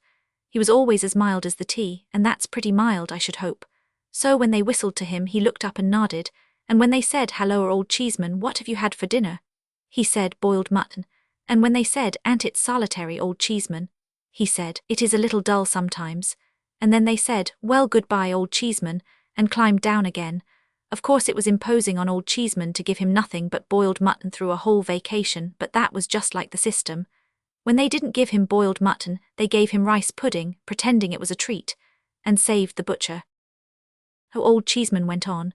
The holidays brought him into other trouble besides the loneliness, because when the fellows began to come back not wanting to, he was always glad to see them, which was aggravating when they were not at all glad to see him, and so he got his head knocked against walls, and that was the way his nose bled. But he was a favourite in general.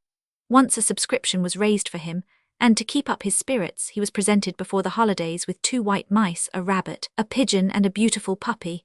Old Cheeseman cried about it, especially soon afterwards when they all ate one another. Of course Old Cheeseman used to be called by the names of all sorts of cheeses, double Gloucesterman, family Cheshireman, Dutchman, North Wiltshireman, and all that, but he never minded it. And I don't mean to say he was old in point of years, because he wasn't, only he was called from the first Old Cheeseman. At last old Cheeseman was made second Latin master. He was brought in one morning at the beginning of a new half, and presented to the school in that capacity as Mr. Cheeseman. Then our fellows all agreed that old Cheeseman was a spy and a deserter who had gone over to the enemy's camp, and sold himself for gold. It was no excuse for him that he had sold himself for very little gold, £2.10 a quarter, and his washing, as was reported. It was decided by a parliament which sat about it, that old Cheeseman's mercenary motives could alone be taken into account, and that he had coined our blood for drachmas. The parliament took the expression out of the quarrel scene between Brutus and Cassius. When it was settled in this strong way that old Cheeseman was a tremendous traitor, who had wormed himself into our fellows' secrets on purpose to get himself into favour by giving up everything he knew, all courageous fellows were invited to come forward and enroll themselves in a society for making a set against him. The president of the society was first boy, named Bob Tarter. His father was in the West Indies, and he owned himself that his father was worth millions. He had great power among our fellows, and he wrote a parody beginning, "Who made believe to be so meek that we could hardly hear him speak, yet turned out an informing sneak, old Cheeseman," and on in that way through more than a dozen verses, which he used to go and sing every morning close by the new master's desk. He trained one of the low boys too, a rosy-cheeked little brass who didn't care what he did, to go up to him with his Latin grammar one morning and say it so. Nominativus pronominum, old Cheeseman raro exprimator, was never suspected, nisi distinctionis, of being an informer out emphasis grata, until he proved one. Ut, for instance, vast damnasties when he sold the boys. Quasi as though dicat, he should say, Patria Nemo, I'm a Judas. All this produced a great effect on old Cheeseman. He had never had much hair, but what he had began to get thinner and thinner every day. He grew paler and more worn, and sometimes of an evening he was seen sitting at his desk with a precious long snuff to his candle, and his hands before his face, crying. But no member of the society could pity him, even if he felt inclined, because the president said it was old Cheeseman's conscience. So old Cheeseman went on, and didn't he lead a miserable life? Of course the Reverend turned up his nose at him, and of course she did, because both of them always do that at all the masters, but he suffered from the fellows most, and he suffered from them constantly. He never told about it that the society could find out, but he got no credit for that because the president said it was old Cheeseman's cowardice. He had only one friend in the world, and that one was almost as powerless as he was, for it was only Jane. Jane was a sort of wardrobe woman to our fellows and took care of the boxes.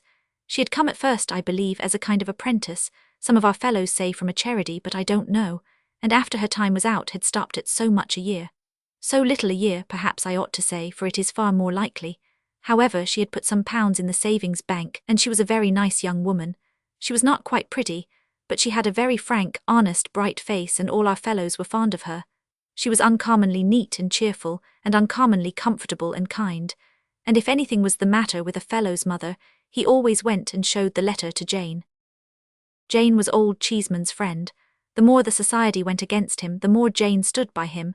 She used to give him a good-humoured look out of her still-room window sometimes that seemed to set him up for the day. She used to pass out of the orchard, and the kitchen garden always kept locked, I believe you, through the playground when she might have gone the other way, only to give a turn of her head, as much as to say, keep up your spirits. To old Cheeseman, his slip of a room was so fresh and orderly that it was well known who looked after it while he was at his desk. And when our fellows saw a smoking hot dumpling on his plate at dinner, they knew with indignation who had sent it up. Under these circumstances, the society resolved, after a quantity of meeting and debating, that Jane should be requested to cut old Cheeseman dead, and that if she refused, she must be sent to Coventry herself. So a deputation, headed by the president, was appointed to wait on Jane, and inform her of the vote the society had been under the painful necessity of passing. She was very much respected for all her good qualities, and there was a story about her having once waylaid the Reverend in his own study, and got a fellow off from severe punishment, of her own kind comfortable heart. So the deputation didn't much like the job. However, they went up, and the president told Jane all about it. Upon which Jane turned very red, burst into tears, informed the president and the deputation, in a way not at all like her usual way, that they were a parcel of malicious young savages, and turned the whole respected body out of the room. Consequently, it was entered in the society's book, kept in astronomical cipher for fear of detection, that all communication with Jane was interdicted, and the president addressed the members on this convincing instance of old Cheeseman's undermining. but Jane was as true to Old Cheeseman as Old Cheeseman was false to our fellows, in their opinion at all events, and steadily continued to be his only friend. It was a great exasperation to the society, because Jane was as much a loss to them as she was a gain to him, and being more inveterate against him than ever, they treated him worse than ever. At last, one morning his desk stood empty, his room was peeped into and found to be vacant, and a whisper went about among the pale faces of our fellows that Old Cheeseman, unable to bear it any longer, had got up early and drowned himself. The mysterious looks of the other masters after breakfast, and the evident fact that Old Cheeseman was not expected, confirmed the society in this opinion. Some began to discuss whether the president was liable to hanging or only transportation for life, and the president's face showed a great anxiety to know which. However, he said that a jury of his country should find him game, and that in his address he should put it to them to lay their hands upon their hearts, and say whether they as Britons approved of informers, and how they thought they would like it themselves. Some of the society considered that he had better run away until he found a forest where he might change clothes with a woodcutter, and stain his face with blackberries, but the majority believed that if he stood his ground, his father, belonging as he did to the West Indies, and being worth millions, could buy him off. All our fellows' hearts beat fast when the Reverend came in, and made a sort of a Roman or a field marshal of himself with the ruler, as he always did before delivering an address. But their fears were nothing to their astonishment when he came out with the story that Old Cheeseman, so long our respected friend and fellow pilgrim in the pleasant plains of knowledge, he called him, oh yes, I dare say, much of that, was the orphan child of a disinherited young lady who had married against her father's wish, and whose young husband had died, and who had died of sorrow herself, and whose unfortunate baby, Old Cheeseman, had been brought up at the cost of a grandfather who would never consent to see it baby, boy or man, which grandfather was now dead and serve him right, that's my putting in, and which grandfather's large property there being no will was now, and all of a sudden and forever Old Cheeseman, our so long respected friend and fellow pilgrim in the pleasant plains of knowledge, the Reverend wound up a lot of bothering quotations by saying, would come among us once more that day fortnight, when he desired to take leave of us himself, in a more particular manner. With these words, he stared severely round at our fellows, and went solemnly out. There was precious consternation among the members of the society now. Lots of them wanted to resign, and lots more began to try to make out that they had never belonged to it. However, the president stuck up and said that they must stand or fall together, and that if a breach was made it should be over his body, which was meant to encourage the society, but it didn't. The president further said he would consider the position in which they stood, and would give them his best opinion and advice in a few days. This was eagerly looked for, as he knew a good deal of the world on account of his father's being in the West Indies. After days and days of hard thinking and drawing armies all over his slate, the president called our fellows together, and made the matter clear.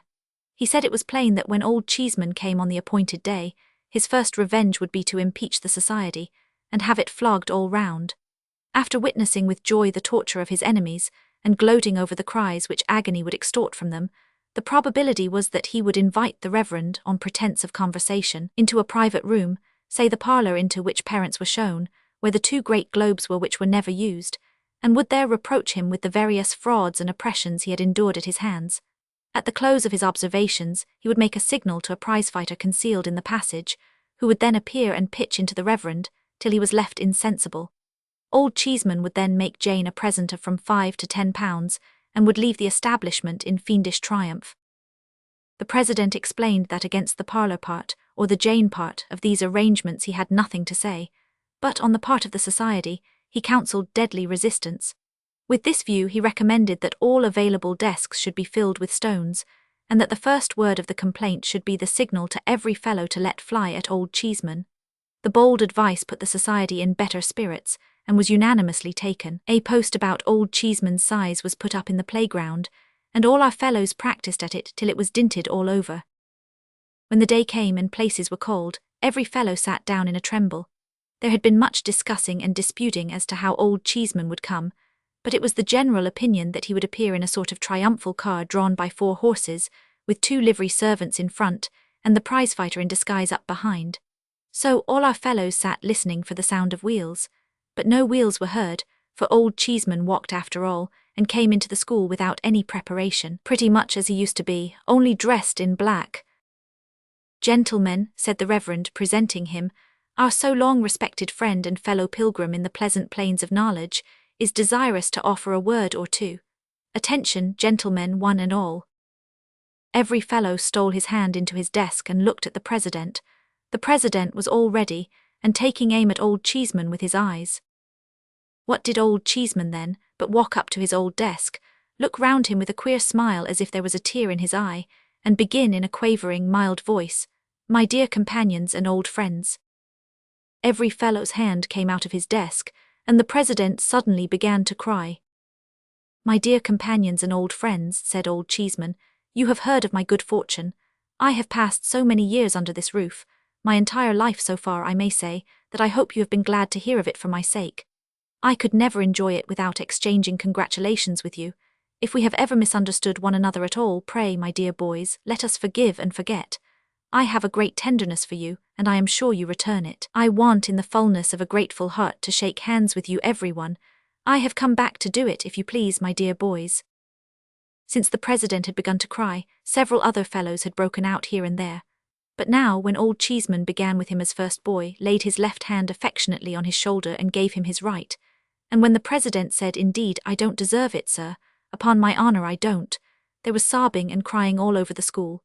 Every other fellow said he didn't deserve it, much in the same way, but Old Cheeseman, not minding that a bit, went cheerfully round to every boy, and wound up with every master, finishing off the reverend last. Then a snivelling little chap in a corner, who was always under some punishment or other, set up a shrill cry of success to Old Cheeseman. "Hooray!" The reverend glared upon him and said, "Mr. Cheeseman, sir." But Old Cheeseman protesting that he liked his old name a great deal better than his new one, all our fellows took up the cry, and for I don't know how many minutes there was such a thundering of feet and hands, and such a roaring of Old Cheeseman as never was heard. After that there was a spread in the dining room of the most magnificent kind. Fowls, tongues, preserves, fruits, confectionaries, jellies, neguses, barley sugar temples, trifles, crackers. Eat all you can, and pocket what you like, all at Old Cheeseman's expense. After that, speeches, whole holiday, double and treble sets of all manners of things for all manners of games, donkeys, pony chaises and drive yourself, dinner for all the masters at the 7 Bells, £20 a head our fellows estimated it at, an annual holiday and feast fixed for that day every year, and another on Old Cheeseman's birthday. Reverend bound down before the fellows to allow it, so that he could never back out, all at Old Cheeseman's expense. And didn't our fellows go down in a body and cheer outside the 7 Bells? Oh no. But there's something else besides. Don't look at the next storyteller, for there's more yet. Next day it was resolved that the society should make it up with Jane and then be dissolved. What do you think of Jane being gone, though? What, gone for ever? Said our fellows with long faces. Yes, to be sure, was all the answer they could get. None of the people about the house would say anything more.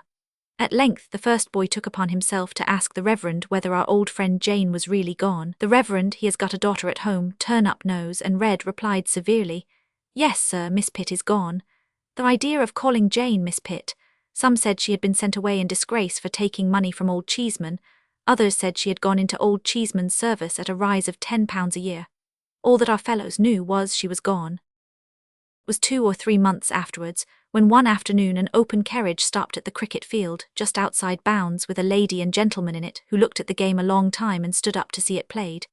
Nobody thought much about them, until the same little snivelling chap came in against all rules from the post where he was scout and said, "It's Jane." Both 11s forgot the game directly and ran crowding round the carriage. It was Jane, in such a bonnet, and if you'll believe me, Jane was married to Old Cheeseman. It soon became quite a regular thing, when our fellows were hard at it in the playground, to see a carriage at the low part of the wall where it joins the high part, and a lady and gentleman standing up in it, looking over. The gentleman was always Old Cheeseman, and the lady was always Jane. The first time I ever saw them, I saw them in that way. There had been a good many changes among our fellows then, and it had turned out that Bob Tarter's father wasn't worth millions, he wasn't worth anything. Bob had gone for a soldier, and Old Cheeseman had purchased his discharge, but that's not the carriage. The carriage stopped, and all our fellows stopped as soon as it was seen. "So you have never sent me to Coventry after all," said the lady, laughing, as our fellows swarmed up the wall to shake hands with her. "Are you never going to do it?" "Never, never, never," on all sides. I didn't understand what she meant then, but of course I do now. I was very much pleased with her face, though, and with her good way, and I couldn't help looking at her, and at him too, with all our fellows clustering so joyfully about them. They soon took notice of me as a new boy, so I thought I might as well swarm up the wall myself, and shake hands with them as the rest did. I was quite as glad to see them as the rest were, and was quite as familiar with them in a moment. "Only a fortnight now," said old Cheeseman, "to the holidays. Who stops? Anybody?" A good many fingers pointed at me, and a good many voices cried, "He does." For it was the year when you were all away, and rather low I was about it, I can tell you. "Oh," said old Cheeseman, "but it's solitary here in the holiday time, he had better come to us." So I went to their delightful house and was as happy as I could possibly be. They understand how to conduct themselves towards boys, they do. When they take a boy to the play, for instance, they do take him. They don't go in after it's begun or come out before it's over. They know how to bring a boy up too. Look at their own. Though he is very little as yet, what a capital boy he is. Why, my next favourite to Mrs. Cheeseman and old Cheeseman is young Cheeseman. So now I have told you all I know about old Cheeseman, and it's not much after all, I am afraid, is it? Nobody's story. He lived on the bank of a mighty river, broad and deep, which was always silently rolling on to a vast undiscovered ocean. It had rolled on ever since the world began. It had changed its course sometimes and turned into new channels, leaving its old ways dry and barren, but it had ever been upon the flow, and ever was to flow until time should be no more. Against its strong, unfathomable stream, nothing made head. No living creature, no flower, no leaf, no particle of animate or inanimate existence ever strayed back from the undiscovered ocean. The tide of the river set resistlessly towards it, and the tide never stopped, any more than the earth stops in its circling round the sun. He lived in a busy place, and he worked very hard to live. He had no hope of ever being rich enough to live a month without hard work, but he was quite content, God knows, to labour with a cheerful will. He was one of an immense family, all of whose sons and daughters gained their daily bread by daily work, prolonged from their rising up betimes until their lying down at night. Beyond this destiny he had no prospect, and he sought none. There was overmuch drumming, trumpeting, and speech-making in the neighbourhood where he dwelt, but he had nothing to do with that. Such clash and uproar came from the bigwig family, at the unaccountable proceedings of which race, he marvelled much. They set up the strangest statues in iron, marble, bronze, and brass before his door, and darkened his house with the legs and tails of uncouth images of horses. He wondered what it all meant, smiled in a rough good-humoured way he had, and kept at his hard work. The bigwig family, composed of all the stateliest people thereabouts and all the noisiest, had undertaken to save him the trouble of thinking for himself, and to manage him and his affairs. "Why, truly," said he, "I have little time upon my hands, and if you will be so good as to take care of me in return for the money I pay over, for the bigwig family were not above his money, I shall be relieved and much obliged, considering that you know best." Hence the drumming, trumpeting, and speech-making, and the ugly images of horses, which he was expected to fall down and worship.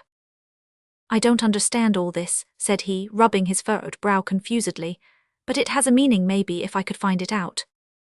"It means," returned the bigwig family, suspecting something of what he said, "honour and glory in the highest to the highest merit."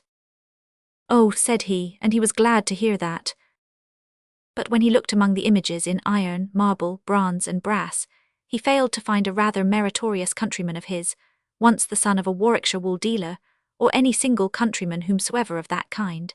He could find none of the men whose knowledge had rescued him and his children from terrific and disfiguring disease, whose boldness had raised his forefathers from the condition of serfs, whose wise fancy had opened a new and high existence to the humblest, whose skill had filled the working man's world with accumulated wonders. Whereas, he did find others whom he knew no good of, and even others whom he knew much ill of. "Humph," said he, "I don't quite understand it." So he went home, and sat down by his fireside to get it out of his mind. Now his fireside was a bare one, all hemmed in by blackened streets, but it was a precious place to him. The hands of his wife were hardened with toil, and she was old before her time, but she was dear to him. His children, stunted in their growth, bore traces of unwholesome nurture, but they had beauty in his sight. Above all other things, it was an earnest desire of this man's soul that his children should be taught. "If I am sometimes misled," said he, "for want of knowledge, at least let them know better, and avoid my mistakes. If it is hard to me to reap the harvest of pleasure and instruction that is stored in books, let it be easier to them." But the bigwig family broke out into violent family quarrels, concerning what it was lawful to teach to this man's children. Some of the family insisted on such a thing being primary and indispensable above all other things, and others of the family insisted on such another thing being primary and indispensable above all other things, and the bigwig family, rent into factions, wrote pamphlets, held convocations, delivered charges, orations, and all varieties of discourses, impounded one another in courts lay and courts ecclesiastical, threw dirt, exchanged pummelings, and fell together by the ears in unintelligible animosity. Meanwhile this man in his short evening snatches at his fireside saw the demon ignorance arise there, and take his children to itself. He saw his daughter perverted into a heavy, slatternly drudge. He saw his son go moping down the ways of low sensuality, to brutality and crime. He saw the dawning light of intelligence in the eyes of his babies, so changing into cunning and suspicion, that he could have rather wished them idiots. "I don't understand this any the better," said he, "but I think it cannot be right. Nay, by the clouded heaven above me, I protest against this as my wrong." Becoming peaceable again, for his passion was usually short-lived, and his nature kind, he looked about him on his Sundays and holidays, and he saw how much monotony and weariness there was, and thence how drunkenness arose with all its train of ruin. Then he appealed to the bigwig family and said, "We are a labouring people, and I have a glimmering suspicion in me that labouring people of whatever condition were made, by a higher intelligence than yours, as I poorly understand it, to be in need of mental refreshment and recreation. See what we fall into when we rest without it. Come, amuse me harmlessly, show me something, give me an escape." But here the bigwig family fell into a state of uproar absolutely deafening. When some few voices were faintly heard, proposing to show him the wonders of the world, the greatness of creation, the mighty changes of time, the workings of nature and the beauties of art, to show him these things, that is to say, at any period of his life when he could look upon them, there arose among the bigwigs such roaring and raving, such pulpiting and petitioning, such maundering and memorializing, such name-calling and dirt-throwing, such a shrill wind of parliamentary questioning and feeble replying, where I dare not wait it on I would, that the poor fellow stood aghast, staring wildly around. "Have I provoked all this," said he with his hands to his affrighted ears, "by what was meant to be an innocent request, plainly arising out of my familiar experience, and the common knowledge of all men who choose to open their eyes? I don't understand, and I am not understood. What is to come of such a state of things?" He was bending over his work, often asking himself the question, when the news began to spread that a pestilence had appeared among the labourers, and was slaying them by thousands. Going forth to look about him, he soon found this to be true. The dying and the dead were mingled in the close and tainted houses among which his life was passed. New poison was distilled into the always murky, always sickening air. The robust and the weak, old age and infancy, the father and the mother, all were stricken down alike. What means of flight had he? He remained there where he was and saw those who were dearest to him die. A kind preacher came to him, and would have said some prayers to soften his heart in his gloom, but he replied, "Oh, what avails it, missionary, to come to me, a man condemned to residence in this fetid place, where every sense bestowed upon me for my delight becomes a torment, and where every minute of my numbered days is new mire added to the heap under which I lie oppressed? But give me my first glimpse of heaven through a little of its light and air. Give me pure water, help me to be clean, lighten this heavy atmosphere and heavy life in which our spirits sink, and we become the indifferent and callous creatures you too often see us. Gently and kindly take the bodies of those who die among us, out of the small room where we grow to be so familiar with the awful change that even its sanctity is lost to us. And teacher, then I will hear, none know better than you, how willingly, of him whose thoughts were so much with the poor, and who had compassion for all human sorrow." He was at work again, solitary and sad, when his master came and stood near to him dressed in black. He also had suffered heavily. His young wife, his beautiful and good young wife, was dead, so too his only child. "Master, 'tis hard to bear, I know it, but be comforted. I would give you comfort if I could." The master thanked him from his heart, but said he, "O you labouring men, the calamity began among you. If you had but lived more healthily and decently, I should not be the widowed and bereft mourner that I am this day." "Master," returned the other, shaking his head, "I have begun to understand a little that most calamities will come from us as this one did, and that none will stop at our poor doors, until we are united with that great squabbling family yonder, to do the things that are right. We cannot live healthily and decently, unless they who undertook to manage us provide the means. We cannot be instructed unless they will teach us. We cannot be rationally amused unless they will amuse us. We cannot but have some false gods of our own, while they set up so many of theirs in all the public places. The evil consequences of imperfect instruction, the evil consequences of pernicious neglect, the evil consequences of unnatural restraint and the denial of humanizing enjoyments will all come from us, and none of them will stop with us. They will spread far and wide. They always do, they always have done, just like the pestilence. I understand so much, I think, at last. But the master said again, "O you laboring men, how seldom do we ever hear of you except in connection with some trouble?" "Master," he replied, "I am nobody and little likely to be heard of, nor yet much wanted to be heard of, perhaps, except when there is some trouble. But it never begins with me, and it never can end with me. As sure as death it comes down to me and it goes up from me." There was so much reason in what he said, that the bigwig family, getting wind of it, and being horribly frightened by the late desolation, resolved to unite with him to do the things that were right, at all events, so far as the said things were associated with the direct prevention, humanly speaking, of another pestilence. But as their fear wore off, which it soon began to do, they resumed their falling out among themselves, and did nothing. Consequently the scourge appeared again, low down as before, and spread avengingly upward as before, and carried off vast numbers of the brawlers. But not a man among them ever admitted, if in the least degree he ever perceived, that he had anything to do with it. So nobody lived and died in the old way, and this in the main is the whole of Nobody's story. Had he no name, you ask? Perhaps it was Legion. It matters little what his name was, let us call him Legion. If you were ever in the Belgian villages near the field of Waterloo, you will have seen in some quiet little church a monument erected by faithful companions in arms to the memory of Colonel A, Major B, Captains C, D and E, Lieutenants F and G, Ensigns H, I and J, 7 non-commissioned officers, and 130 rank and file, who fell in the discharge of their duty on the memorable day. The story of Nobody is the story of the rank and file of the earth. They bear their share of the battle, they have their part in the victory, they fall, they leave no name but in the mass. The march of the proudest of us leads to the dusty way by which they go. Oh, let us think of them this year at the Christmas fire, and not forget them when it is burnt out.